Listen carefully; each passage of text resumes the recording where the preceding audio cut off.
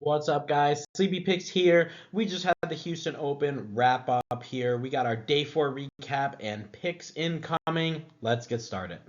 And here's a look at Shelton's half of the draw. Guys, quick reminder, we did go through the Shelton and Tirante matches last night, but just to do a quick recap, obviously I think Shelton's going to come out on fire. I think he's going to be extremely motivated. Losing in the second round of Miami is not what he expected. He tried to make some adjustments. I think like with where he was staying. He said he normally stays in Brickell. He wanted to stay a little bit closer to Miami. Maybe that would help. It didn't. Lost a tough three setter to Shevchenko. So he's got to figure it out there because that's kind of like his hometown tournament there, being raised in Florida. But I think he's going to come out here. He's going to be very motivated. He's going to take out Zhang. Zhang, a tricky customer, though, so this could technically be kind of a tough match. Zhang's trying to come back to form here. He's been playing on the Challengers.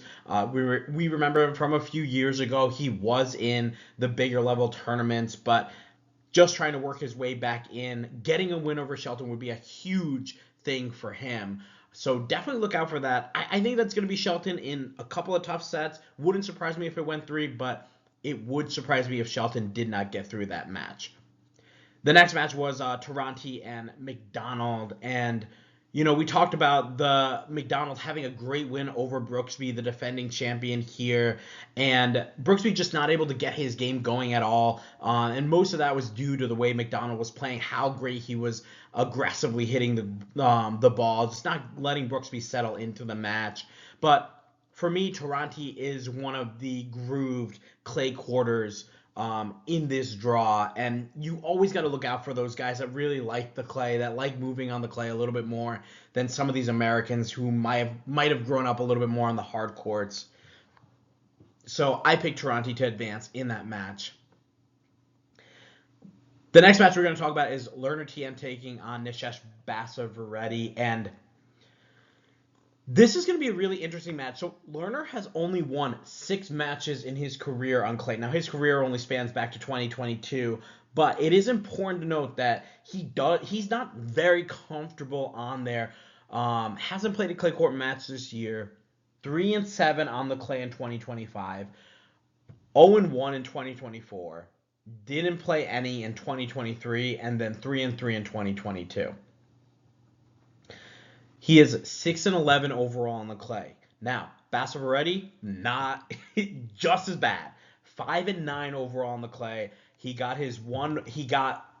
was only 4 wins before. He got the 5th win yesterday over Liam Draxel. We called that. I saw a lot of people saying that Draxel was going to win that. I think Draxel was favored by a little bit. It was back and forth there, and I think some of the odds kind of switched to Basaverreddy, but I liked Basaverreddy a little bit more. I just can't trust Liam Draxel to win a match like that in this type of tournament. If they played in the Challenger, I probably would be picking Draxel to win it.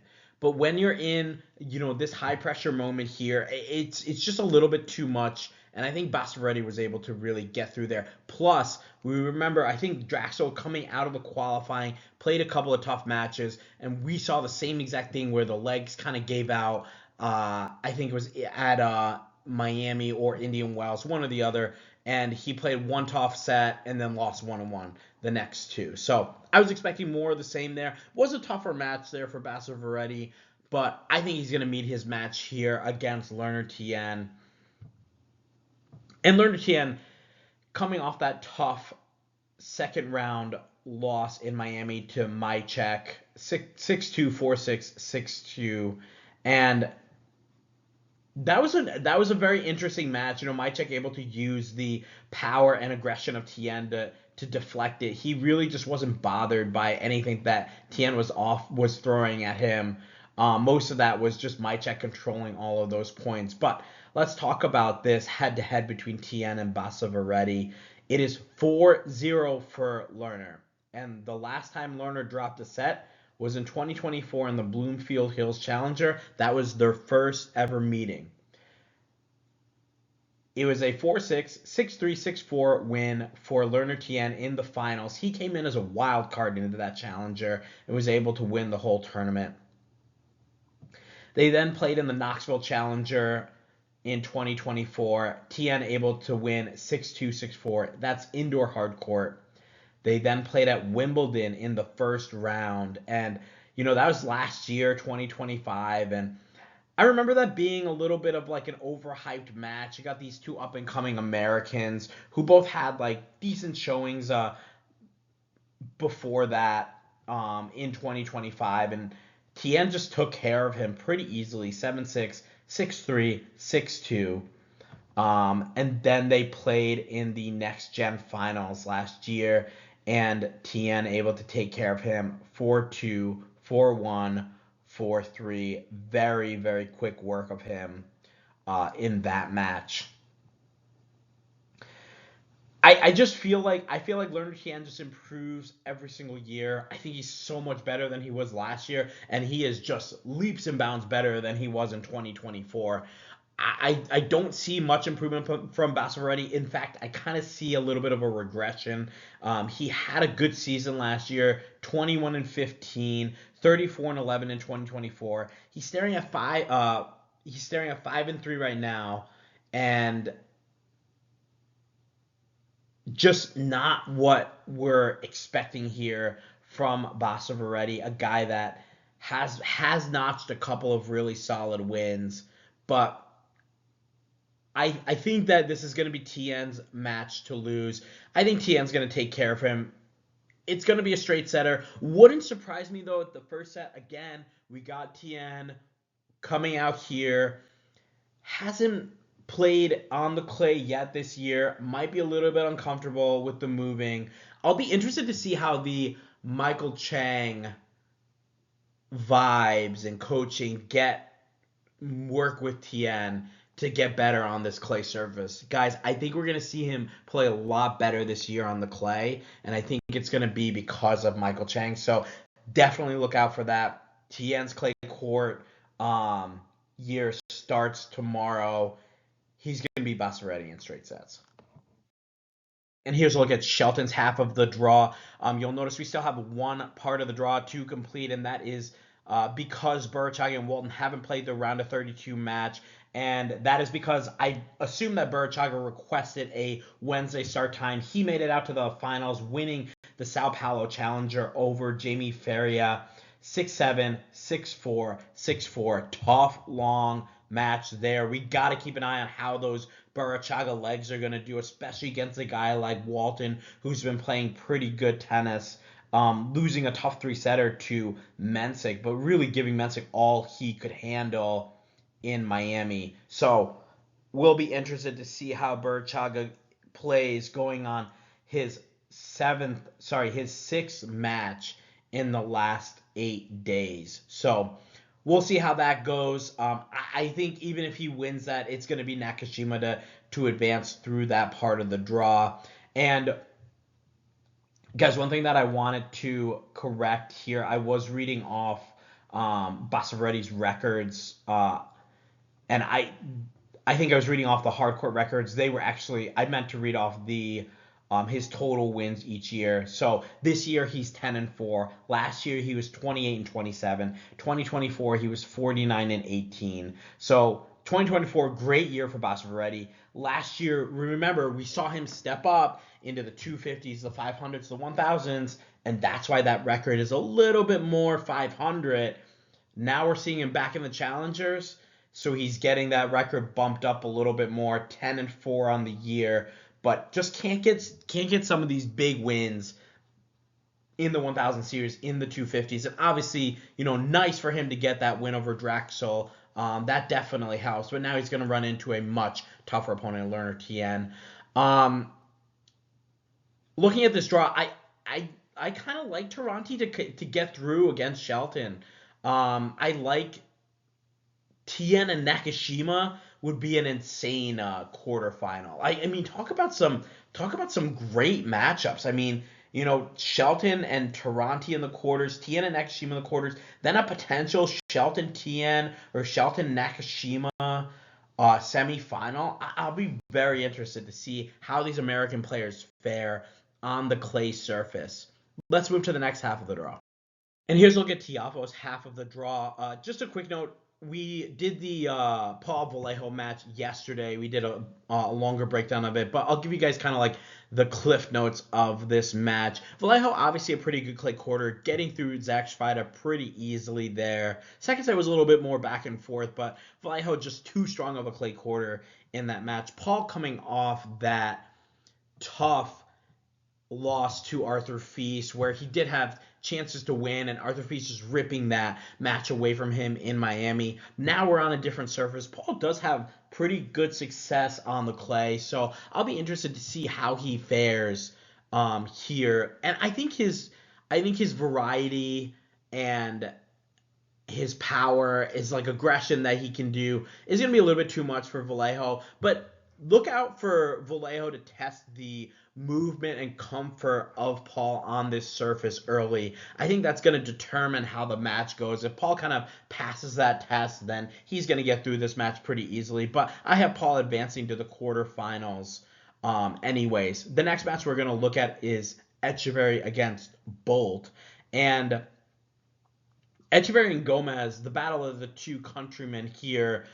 Etcheverry drops the first set 6-1. Gomez comes out and he's just playing lights out tennis. He's unconscious. He's mixing in aggression and variety. He looks like the stronger clay court player, and you're thinking like, where has this guy been? He finishes the first set on this like feathery backhand drop shot, and you're like, wow, this is an upset brewing. Etcheverry takes a bathroom break. We know always like these players with their famous bathroom breaks. He lets Gomez kind of cool off, and Gomez sitting on the bench thinking about, wow, I can't believe I'm playing this well. And he gets out in the second set, and there's clear nerves. He seems to have lost kind of like that momentum that he had. A few double faults. He gives Etcheverry an early break. Etcheverry able to go up 3-0, and then is able to break him again to win the set 6-1. So nice bounce back for Etcheverry in that set. Then the next set is back and forth with these guys. Etcheverry finally able to get the break at 4-all, and he breaks at love, and then is able to hold to win the match. Now, one important thing to note is in the 4-3 game, Etcheverry, sorry, in the 3-4 game, Etcheverry has a 30-all point, and he hits a volley that just barely touches the line. And I think that kind of did it in for Gomez, where like, if Etcheverry misses that ball, it's break point for Gomez to go up 5-3 and serve for the match. But instead we have Etcheverry holding for 4-all, breaking to go up 5-4, and then serving to hold on. But you're talking about like one shot, I don't like to say like one shot determines the whole match, but that one shot really broke Gomez, I think. Getting broken at love, and then Etcheverry holding at love. He didn't win another point after that volley. So you can tell like mentally that did weigh a little bit on him for sure. But great win for Etcheverry to advance and move on. We got to keep an eye on Gomez. I really like the way that he played. Hopefully he's able to maybe play a little bit more in these 250s. And Bolt was able to win last night. He 2 nights ago, and he beat Wu 7-6, 6-2. Bolt able to come through the qualifying. He's already played 2 3-setters in the qualifying, and we were a little bit curious on how Bolt was going to feel kind of playing somebody like Wu, who can kind of work you a little bit and move you around, has the angles, but none of that really mattered. We just too many errors from Wu in this match. especially in the breaker, and then in the second set, just kind of giving a few breaks away, and Bolt able to get through that match 7-6, 6-2. Now, looking at these guys head to head, they have not played. It is important to note that Bolt has about 6 hours on court so far for this tournament. Bolt is not a known clay courter. He has not won a clay court. He's on a 3-0 clay court run right now. And before this tournament, he hadn't won a clay court match since 2019. So this is a very impressive run for Bolt. It's going to end here. I would be shocked if he was able to beat Etcheverry here. You're talking about a guy that is 9-1 this year on the clay, 9-14 last year, so a little bit shaky there. 19-13 the year before, 25-14 the year before, 48-25 in 2022, 62-26 in 2021. You know, he loves the clay. Bolt, on the other hand, does not love the clay. Hasn't won a match since 2019, but is able to go on this run here.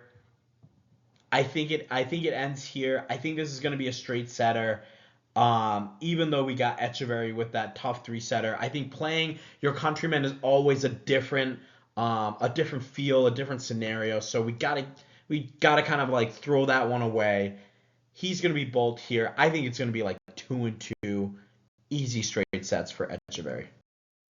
And our next match is Michelsen against Popyrin, and this is a pretty nice draw for Alex Michelsen here.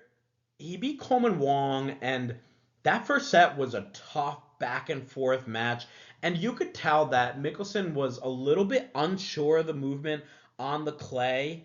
And in the second set, once he kind of loosened up and got that set under his belt, I think if he had lost that set, maybe we would be looking at a loss here for Michelsen. I think once he started to loosen up a little bit, we saw he started to open up the court a little bit more with the forehand. He was moving around it. You know, he was just really trusting his feet a lot more in the second set. That allowed him to dictate a lot more with the forehand. Excuse me. Against Coleman Wong. But the first set was just a tough one. You know, they're back and forth, and then Coleman Wong gets broken at 40-30 to lose the first set. I mean, that's really tough. You know, you're thinking about a breaker, and then you get broken now, and now you got to fight back and potentially have to win this in 3. So, good win for Michelsen to kind of take care of him. It looked like he was getting a little bit more comfortable on the clay. It really looked like he was just trying to figure it out there. And Coleman Wong was ripping some nice shots as well, but not enough to challenge Michelsen. Popyrin and Kipson, you know, what a disappointing match for Kipson. They were at, like, I think it was a set up, 3-all for Kipson. And the announcers are basically talking about, like, how, like, this is such a bad match for Popyrin. You know, like, oh, what is he going to do to make his adjustment? You know, so nothing was really going right for Alexei Popyrin for, like, a set and a half. He's able to get the break and win the second set, and then he gets an early break against Kipson, which is always nice, you know, when you're in these tough matches, to get an early break like that and then kind of ride it out to the win. And both of these guys, a great opportunity for these guys to get a win in on an ATP level event. And just another disappointing match for Kipson. I mean, second set, they're back and forth. Kipson gets broken at 5-4 to lose the set. Then they're back and forth again. Kipson gets broken. Kipson gets broken in the middle of the third set. So just a really tough match for Kipson here. Popyrin putting a lot of pressure on that Kipson second serve as well.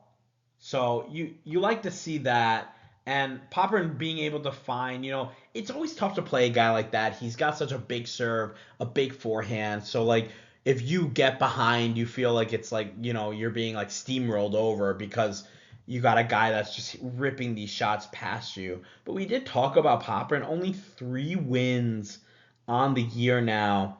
And this might be the Michelsen win is honestly a little bit better than Kipson, but he beat Zaid, the guy that's outside the top 1,000. He beat Michelsen in 3 sets, and now he's beating Kipson in 3 sets. So hopefully Popyrin can kind of turn it around. I don't think he's going to have any chance here against Michelsen. I like the way that Michelsen is playing. He's coming off that tough loss to Sinner in the Miami Open, and he looked pretty good in that match, too. Looking at their clay court records, Popyrin 1-0 this year, 9-6 the year before, and in 2024 he was 4-8. 2023 he was 15-6, so not too bad there. Michelsen, on the other hand, 1-0 this year, 6-5 in 2025, 4-9 in 2024, 4-3 in 2023. So not too comfortable on the clay surface, but I think you really, for Michelsen, especially with the confidence that he has right now, he's got to play somebody that actually, you know, feels comfortable on the clay surface to challenge him. And that's why I said this is a pretty nice draw shaping up for Michelsen here. I'm going to pick him to advance. I think he's going to win this one, and I think he's going to win in straight sets here. So Michelsen in straights. And our final match is Rinky Hijikata against Frances Tiafoe. And guys, I am really sad that we didn't get the Kova Tiafoe rematch. I was really hoping for that, just to see kind of how Kova would do against Tiafoe a second time around. Were the coaches going to be able to make an adjustment against him? And I wasn't able to get eyes on this Kova Hijikata match, so not really much I can say about it. Let's just pull up the stats a little bit and see kind of what we find here. 29 winners for Hijikata to the 16 winners of Kova. 7 aces for Hijikata to the 3 aces. 8 double faults from Kova. He served 44% first serves in, won 62% of those points, won 52% of second serve points. I mean, these are just not great numbers. Maybe you see like some of the pressure from the Hijikata second serve return that is causing these double faults and then low second serve percentage wins. He did have 2 break points, but wasn't able to convert either of them. So a nice straight set win for Hijikata, 6-4, 6-2. And disappointing for me. I'm starting to become a Kova fan, so really like to see him advance in some of these tournaments. Now he plays Frances Tiafoe, and the head-to-head here is 2-1. Let's go through all of these matchups. They played at the U.S. Open in 2023. Tiafoe was able to win 6-4, 6-1, 6-4. They played in 2024 in the champion. It says Championships London, so I'm not sure if that's Wimbledon or maybe one of the tune-ups, because it was a retirement for Frances Tiafoe. 7-5, 4-6, 1-0 retired. And then they played this year in Delray Beach.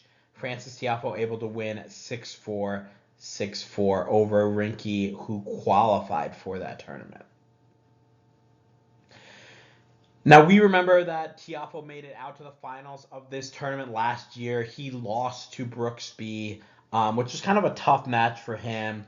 Hijikata, on the other hand, he is sitting at 1-1 on the clay courts. Frances Tiafoe has not played a clay court match this year, so we got to make sure we keep an eye out for that. Hijikata 4-7 on the clay, 1-6 on the clay in 2024. 0-3 in 2023. Frances Tiafoe, 11-7 on the clay last year. He did have a nice run at the French Open, winning a few matches there. 5-6 in 2024 and 8-4 in 2023. Needless to say, this is neither of these guys' favorite surface, but Tiafoe's done a little bit better on this surface. Frances Tiafoe coming off a quarterfinal loss to Yannick Sinner, 6-2, 6-2, pretty straightforward match for him. He had a very nice match against Jakub Mensik in the third round. If you remember that, that breaker was unreal drama, back and forth. There was a baby crying while Tiafoe was trying to serve out the match. Like, just a lot of drama in that match. But it's exactly what we look for in some of these big-time matches in Miami. Hijikata coming off a loss to Adam Walton in the qualifiers of Miami, so not even able to get out and qualify for that tournament. But he did make a nice run at Indian Wells, losing in straight sets to Nori, but beating Bublik and Darderi on the way there. I feel like this is going to be Francis Tiafoe in straights. I'm curious how quickly Tiafoe is going to adjust to the clay, and that's obviously been my question with all of these guys. So I hate boring you guys with the same material, but that's one of my big things is how is Tiafoe gonna adjust? Is he going to be able to just kind of dive right into it? Remember, guys, he's done this before where he's come right from Miami, gone to Houston, made it to the finals, or won the tournament. So he's got a pretty good record here at Houston. Let's take a look at that. He won in 2023. He made the finals in 2024 and 2025.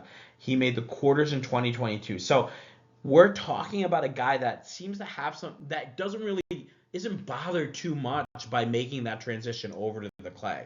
So I'm going to go with Tiafoe. I think he wins in straight sets. Give me Tiafoe in straights. And here's a look at Tiafoe's half of the draw. And I always like to pick at least one upset, but honestly, guys, I don't know where I would see it coming. Maybe Vallejo over Paul. That's probably the one that I would give the most likely to happen. I mean, I don't think Popyrin's beating Michelsen because Popyrin he's only got 3 wins on the year. I don't think Hijikata is going to be able to do it against Tiafoe. Maybe he can if he serves really well and Tiafoe comes out and just isn't moving well. I don't think Bolt beats Etcheverry. I mean, Etcheverry just a real high-level clay quarter. So the Vallejo Paul one I would put as the closest one to get an upset. But let me know what you guys think. Definitely post your picks in the comments. Would love to hear from you. Thanks again for watching, guys. Make sure you like and subscribe. Share your picks in the comments. Share the video. We have 2 other videos out on the recaps for the Bucharest Open and the Marrakesh Open. Make sure you go watch those to catch up on everything tennis. Thanks again, and I'll see you guys in the next video.